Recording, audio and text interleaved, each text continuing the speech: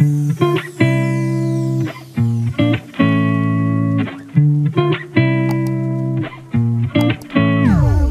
Viewers, আসসালামু আলাইকুম।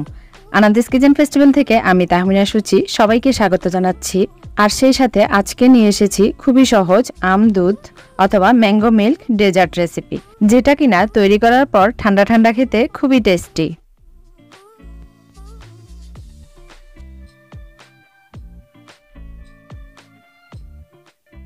Mango milk dessert রেসিপির প্রিপারেশনে প্রথমে আমি যে মোল্ডে বসাবো তার মাপ অনুযায়ী এই মেজারিং কাপে মেপে 3.5 কাপ আগে থেকে জাল করা গরুর দুধ নিয়েছি।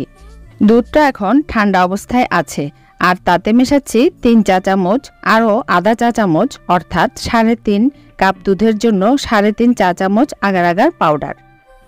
এর চেয়ে কম আগার আগার পাউডার দিলে এটা যখন জমবে তখন কাটার সময় ভেঙে যেতে পারে। ভালোভাবে দুধের সাথে মিশিয়ে নিচ্ছি যেন দানা দানা থেকে না যায়। এবারে চুলা অন করে প্যান বসিয়ে দিয়েছি আর দিয়ে দিচ্ছি 4 টেবিল চামচ পরিমাণ চিনি। মিষ্টিটা আপনারা আপনাদের পছন্দ মতো বাড়িয়ে কমিয়ে নেবেন। আর দিচ্ছি সামান্য লবণ। লবণ দিলে মিষ্টি খাবারের টেস্টটা একটু ভালো আসে, এটা অন্তত আমার মনে হয়।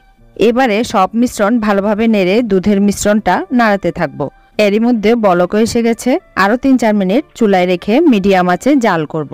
ব্যাস, ডেজার্টের মিশ্রণ একেবারে রেডি। এবার আরও একটু নাড়তে থাকবো। চুলা থাকবে বন্ধ যেন একটু ঠান্ডা হয় আর উপর থেকে সর না পড়ে। যেহেতু আম দুধের ডেজার্ট আর তাই আমি এরকম ছোট ছোট আমের কিউব কেটে রেখেছি। আপনারা সুবিধা মতো ছোট অথবা আরও একটু বড় করে কাটতে পারেন।